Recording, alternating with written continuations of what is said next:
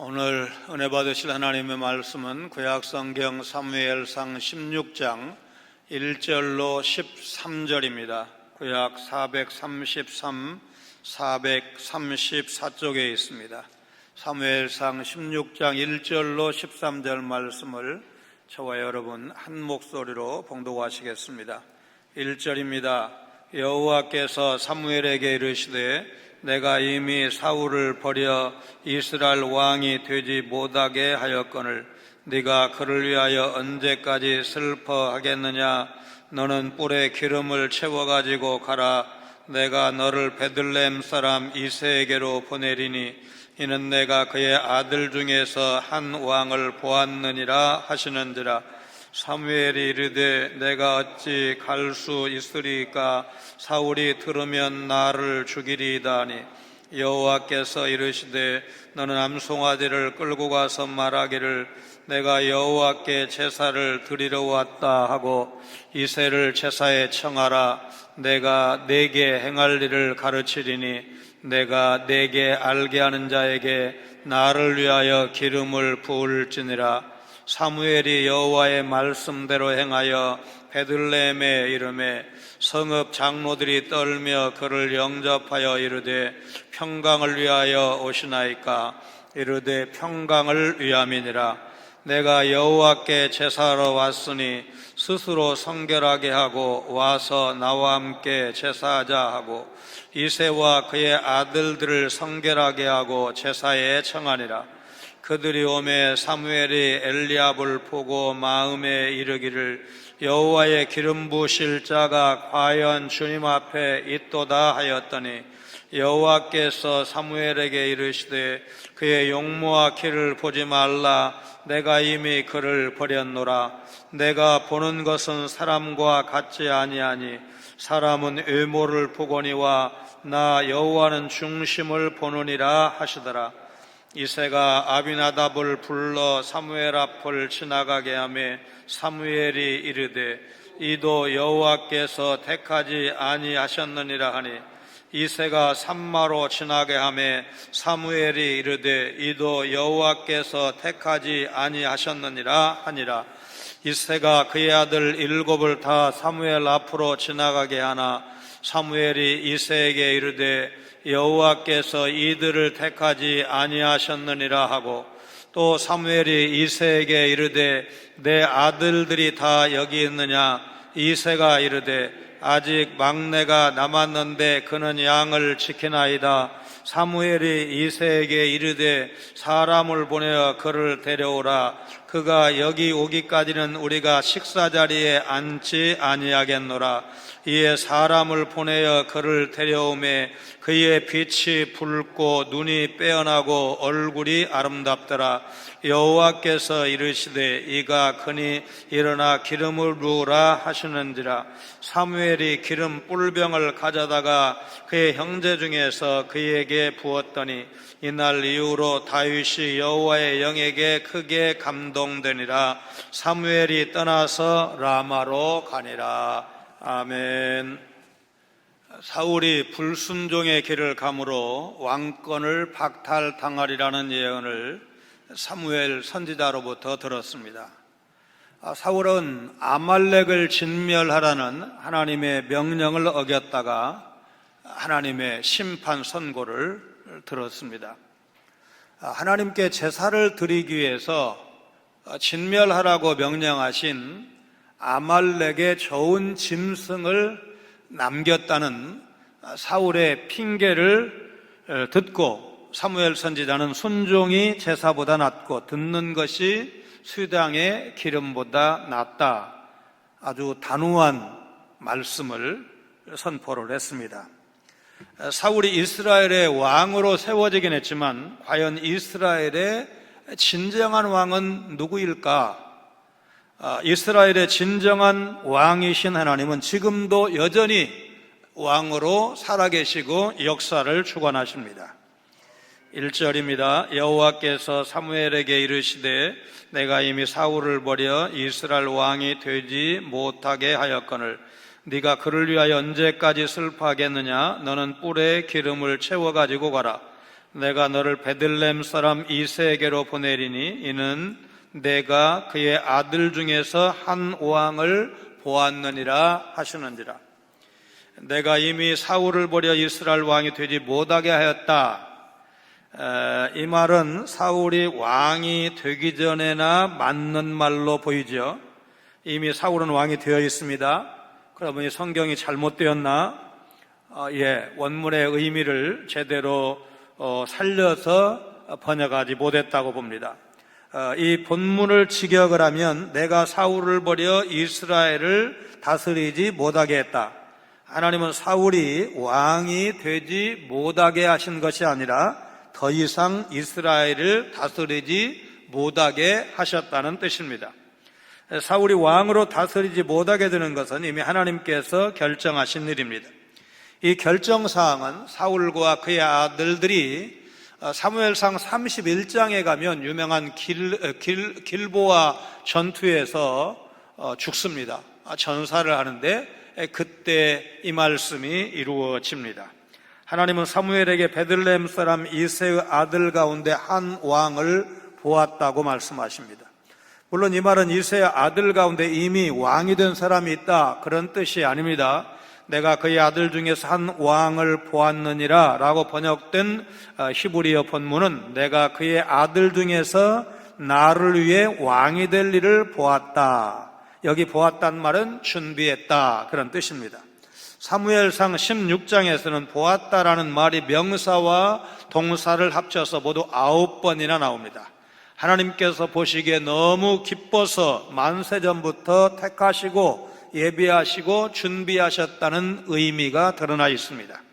이스라엘의 초대 왕이 이스라엘 12지파 가운데 가장 미약한 지파인 베냐민 지파에서 나왔는데 두 번째 왕도 작은 도시 베들레헴에서 나옵니다. 미가 선지자는 유명한 메시아 예언에서 에브라다로 불렸던 베들레헴을 유다의 작은 고을이라고 말합니다. 베들레헴 에브라다야, 너는 유다 족속 중에 작을지라도 이스라엘을 다스릴 자가 네게서 네게로 나올 것이라. 그의 근본은 상고의 영원에 있느니라. 다윗의 아버지 이새는 룻기 4장에 의하면 오벳의 아들이었고 보아스와 이제 룻의 손자였습니다. 2절로 3절 천하의 사무엘도 이새에게 가서 그 아들 중에서 기름을 부으라는 말을 듣고는 두려움을 느낍니다. 사무엘이 이르되 내가 어찌 갈 수 있으리까? 사울이 들으면 나를 죽이리이다니.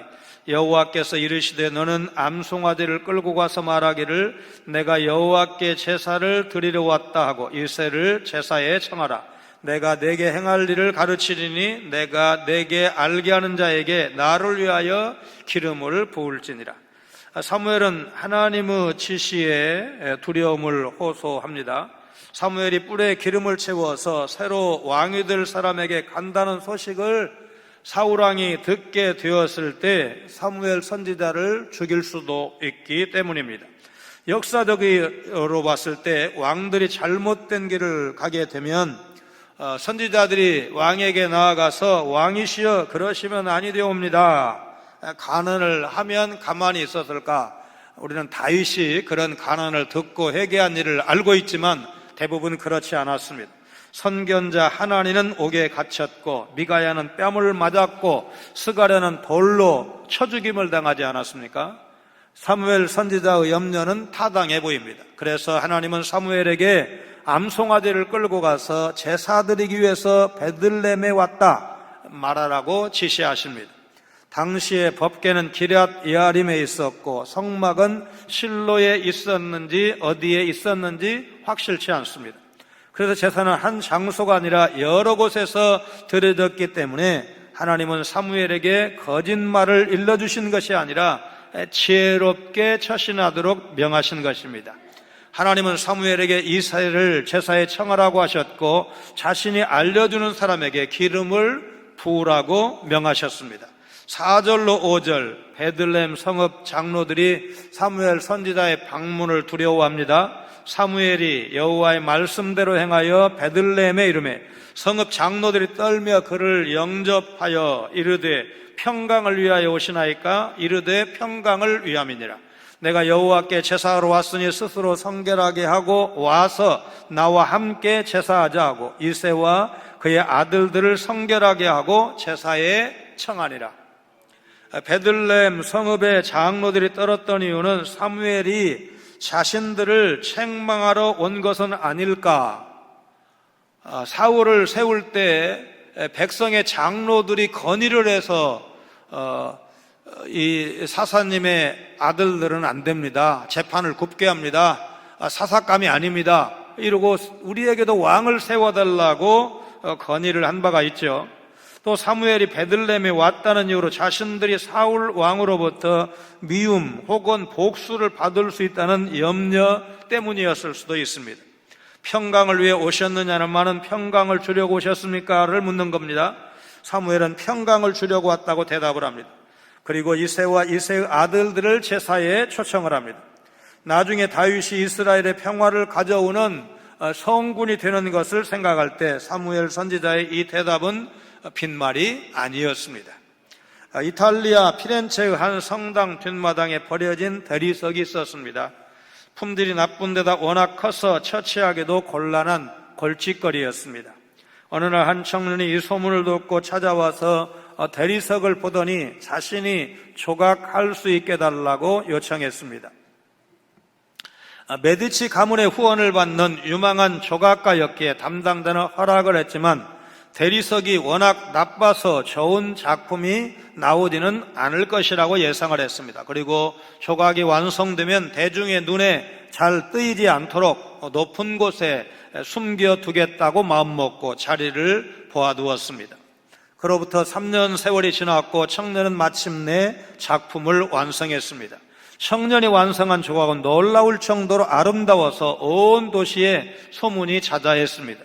이 귀한 작품을 어디에 전시할 것이냐? 당대 최고의 예술가였던 레오나르도 다빈치, 보티첼리와 같은 거장들이 모여서 의논할 정도였습니다.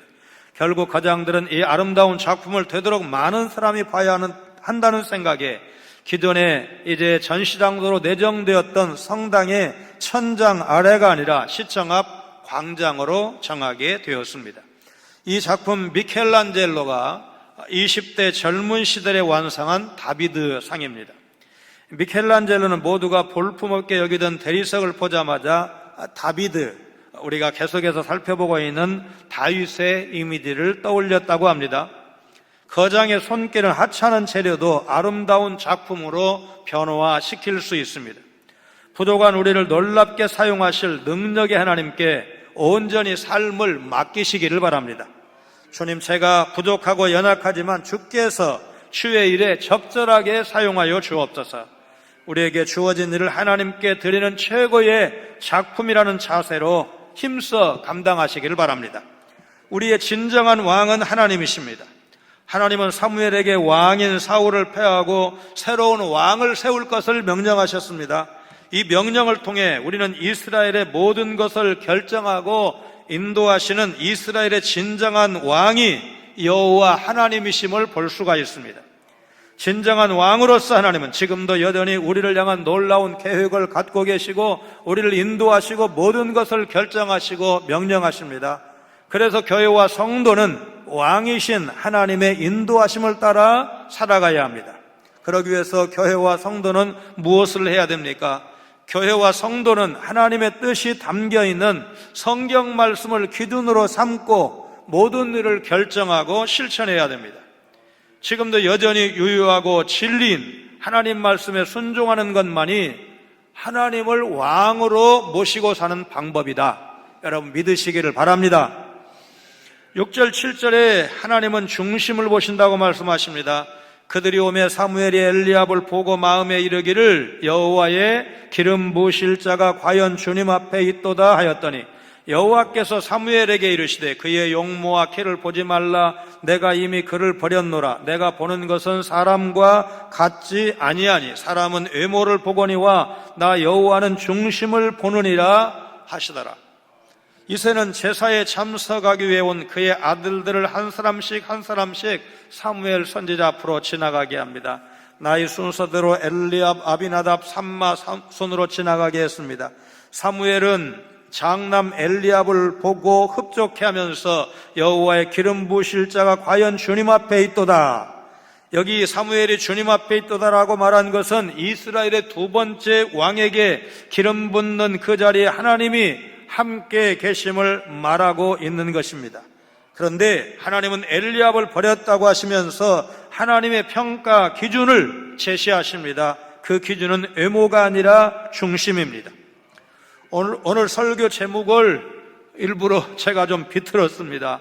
그의 용모와 키를 보지 말라. 오늘 분명히 이제 7절에 그렇게 되어 있는데 실수가 아니고, 그래서 교역자들이 이제 설교 본문을 받아가지고 이거 잘못된 거 아니야? 이런 논란을 벌였다고 하는데, 여러분 이렇게 해서 여러분이 이 설교 제목을 좀 기억하시라고. 하나님이 우리가 추중하는, 우리가 많이 생각하는 그것만 생각하는 게 아니고 하나님의 기준은 좀 다르다는 것. 옛 속담에 10길 물속은 알아도 한 길 사람 속은 모른다는 말이 있습니다. 사람의 마음속을 헤아리기가 어렵다는 뜻입니다. 사람의 마음속을 알기가 어렵기 때문에 우리는 다른 사람들의 겉모습을 먼저 보고 판단한 경우가 많습니다. 그리고 겪어본 다음에 그 사람의 속을 알게 되었을 때, 겉모습과 달리 진국이구나. 진국이라는 말 참 좋은 말이잖아요. 사람에게 진국이구나, 이렇게 되는 겁니다. 또 사람들은 서로 외모에 따라서 상대방을 취하게 되므로 가식과 위선 등의 죄로 자기 자신을 거짓되이 꾸미게 되는 것입니다. 사람은 외모를 볼 수밖에 없는 한계를 가졌습니다. 3, 4개월 어린아이도 잘생긴 사람과 눈을 오랫동안 맞춘다는 거 아닙니까? 오히려 외모를 안 본다고 하는 말이 진실이 아닐 수도 있습니다. 볼 수 없어서 못 보는 일은 있어도 볼 수 있는 환경에서는 외모를 보는 것이 자연스럽습니다.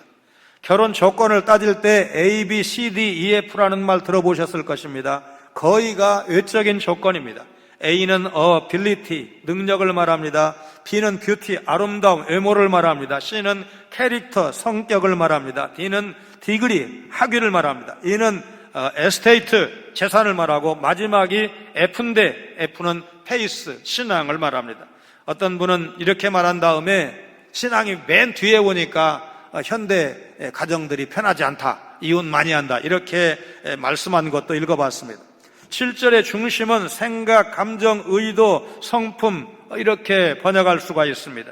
인간이 하나님을 두려워하는 이유 중에 하나가 하나님이 사람이 보지 못하는 인간의 아주 마음속 깊은 곳에 숨겨진 동기까지도 다 꿰뚫어 보시기 때문에 우리는 하나님을 두려워해야 하는 것입니다.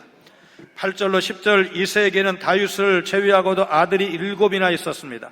이새가 아비나답을 불러 사무엘 앞을 지나가게 하며 사무엘이 이르되 이도 여호와께서 택하지 아니하셨느니라 하니, 이새가 삼마로 지나게 하며 사무엘이 이르되 이도 여호와께서 택하지 아니하셨느니라 하니라.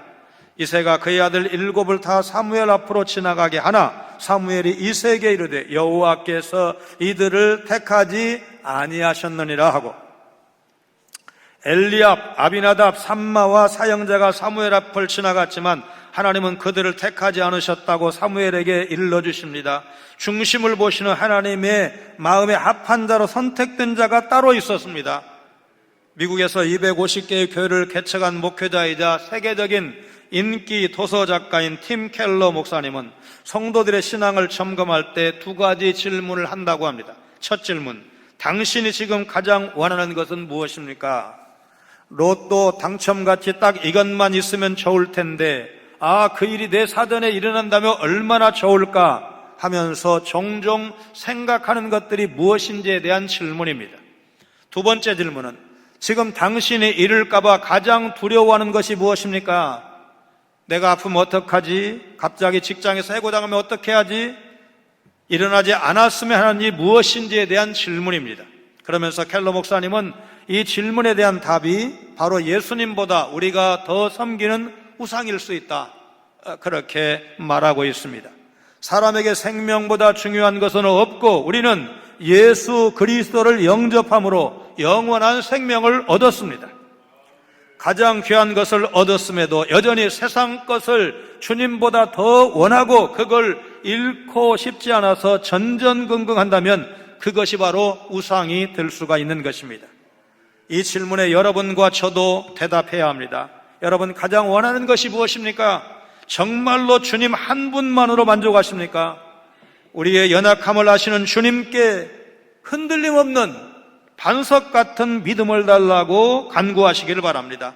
주님 한 분만으로 만족해야 하는 내 영혼이 되기를 원합니다. 기도하시기를 바랍니다.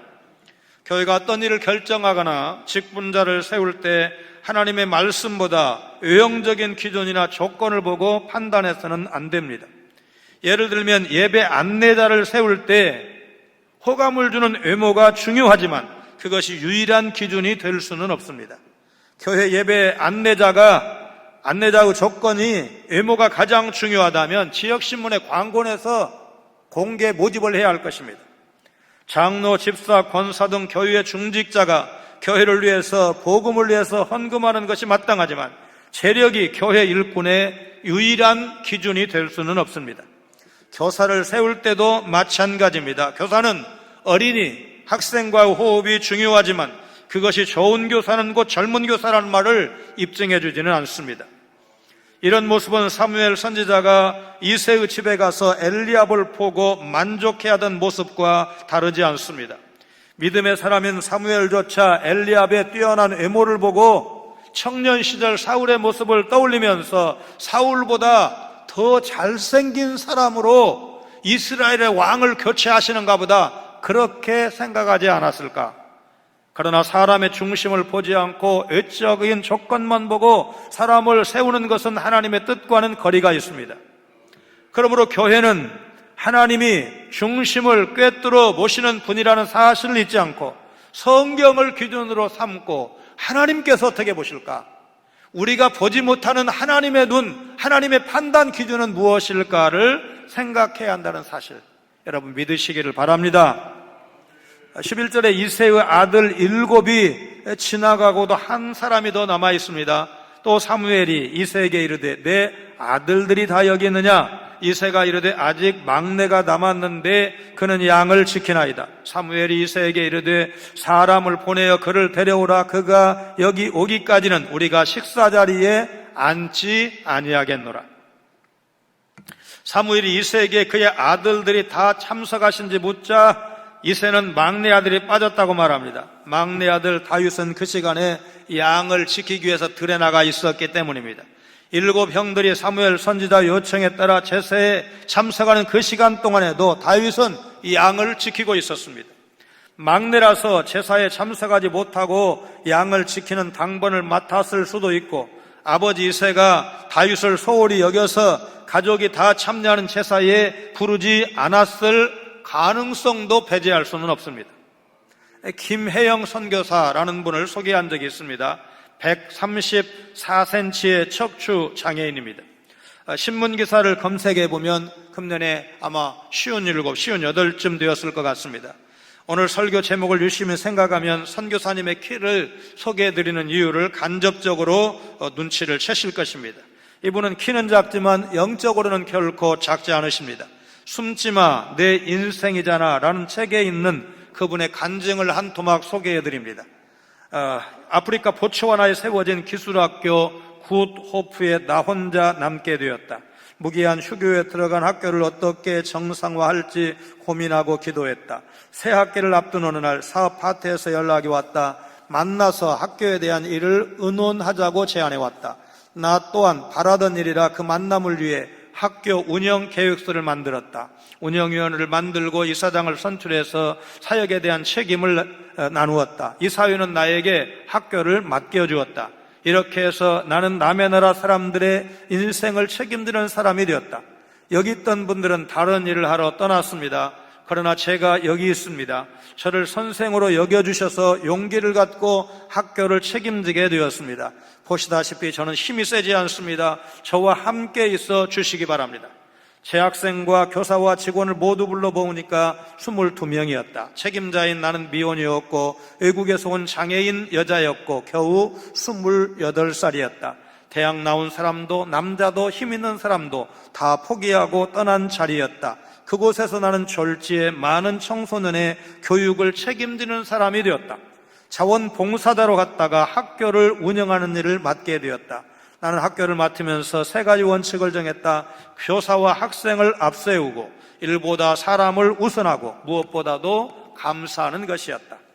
이렇게 원칙과 믿음을 정하고 나니 그 어떤 일도 넉넉히 감당할 수 있었다. 가장 중요한 것은 내가 여기 살고 있다는 사실이었다. 주님과 함께 살고 있다는 사실에 감동하고 감탄하고 감격했다.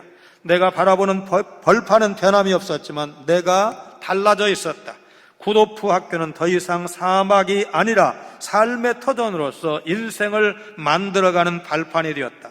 학교는 절망의 먼지를 걷어내고 정상 운영에 들어갔다.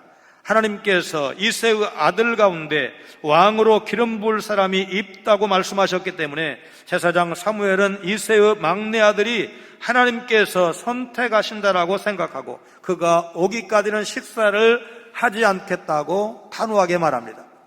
12절 13절 조연이 다 지나가고 드디어 주인공이 등장을 합니다. 다윗의 용모는 준수했습니다. 이에 사람을 보내어 그를 데려오매 그의 빛이 붉고 눈이 빼어나고 얼굴이 아름답더라. 여호와께서 이르시되 이가 그니 일어나 기름을 부으라 하시는지라. 사무엘이 기름 뿔병을 가져다가 그의 형제 중에서 그에게 부었더니 이날 이후로 다윗이 여호와의 영에게 크게 감동되니라. 사무엘이 떠나서 라마로 가니라. 다윗의 빛이 붉다는 묘사는 핏기 없는 약한 얼굴이 아니라 건강한 얼굴이라는 뜻으로 보입니다. 그러나 하나님이 다윗을 택하신 것은 그의 붉은 빛과 빼어난 눈과 아름다운 얼굴 때문이 아니라 그의 중심이 하나님 마음에 합당했기 때문입니다. 사무엘은 다윗의 형제들이 보는 앞에서 다윗에게 기름을 부었습니다. 사울이 아직 이스라엘의 왕위에 있었기 때문에 이 일은 공개적으로 대대적으로 이루어질 일이 아니라 좀 조용히 치러야 될 일이었습니다. 사무엘이 준비해간 기름으로 다윗에게 기름을 부을 때 다윗은 여호와의 영, 곧 성령에게 크게 감동되었습니다. 중심을 보시는 하나님이 기름 부어 세우신 사람은 바로 막내 아들 다윗이었습니다. 다윗은 사무엘이 청한 제사에 참여하지도 못한 아버지 이새조차 제위해버린 군대에서 열이라는 말을 쓰죠. 열이였습니다. 그러나 기름 부음 받은 다윗은 장차 이스라엘의 왕이 되어서 하나님 마음에 맞는 자로 역사에 우뚝 서게 됩니다. 이것이 하나님이 사람을 쓰시는 방법이고 교회를 이끌어 가시는 방법입니다. 비록 사람들 눈에는 부족한 사람 같고 일이 잘 될 것 같지 않고 현실과 동떨어져 있는 목표처럼 여겨질지라도 하나님의 뜻에 순종하며 나아가면 하나님께서 일하십니다. 우리의 눈에 부족해 보이는 것은 문제가 되지 않습니다. 능력은 하나님께 있기 때문에 그렇습니다. 교회가 하나님의 능력을 의지해서 그분의 명령에 순종할 때 교회는 바른 방향으로 나아갈 수 있는 것입니다. 하나님은 이 세상 모든 것을 계획하시고 때가 차면 이루어 가시는 분이십니다. 이제 우리가 할 일은 그분의 말씀에 순종해서 그분이 이루실 일을 바라보는 것이고 이것이 교회와 성도가 가야 될 방향입니다. 하나님은 다윗같이 연약해 보이는 사람을 선택해서 일하시는, 그렇게 하실 수 있는 능력의 왕이라는 사실을 기억하면서 하나님 설 자리에 서게 하시고 서지 않을 곳에 서지 않도록 도와주시옵소서. 그래서 주님이 원하시는 때에 주님이 원하시는 그 일을 기꺼이 감당하는 믿음의 사람, 하나님 마음에 맞는 사람으로 살아가는 그런 복된 인생이 되게 해주옵소서. 기도하시고 그런 삶을 사시는 여러분 모두가 되시기를 주님의 이름으로 축원합니다. 거룩하신 하나님, 하나님의 말씀을 버림을 받는 사울왕의 비참한 모습을 통해서 말씀을 가까이 해야 되겠구나, 말씀 중심으로 살아야 되겠구나 결심하는 이 시간 되게 하여 주옵소서. 인물 좋은 형님들을 제치고 막내 다윗이 하나님께 부름받아 일꾼 되는 장면을 통해 하나님 마음에 맞는 사람이 되는 일에 힘쓰겠다고 결심하는 저희들 모두가 되게 하여 주옵소서. 오늘 말씀을 통해 하나님이 사람 쓰시는 기준을 보여주심을 감사를 드립니다. 그동안 우리는 용모와 키, 외모 이런 것에 기두고 살았던 그런 삶이 없지 않았는데 이제는 청산하게 하시고 이제부터 하나님 마음에 맞는 사람, 하나님이 어떤 일꾼이 되기를 원하실까? 하나님이 쓰시는 일꾼은 어떤 일꾼일까? 나는 과연 하나님께서 쓰시는 일꾼일까? 늘 질문하면서 하나님 앞에 신실한 사람으로, 그리고 감당할 수 있는 능력을 구하는 겸손한 믿음의 사람들로 살게 하여 주옵소서. 예수님 거룩하신 이름으로 간절히 기도하옵나이다. 아멘.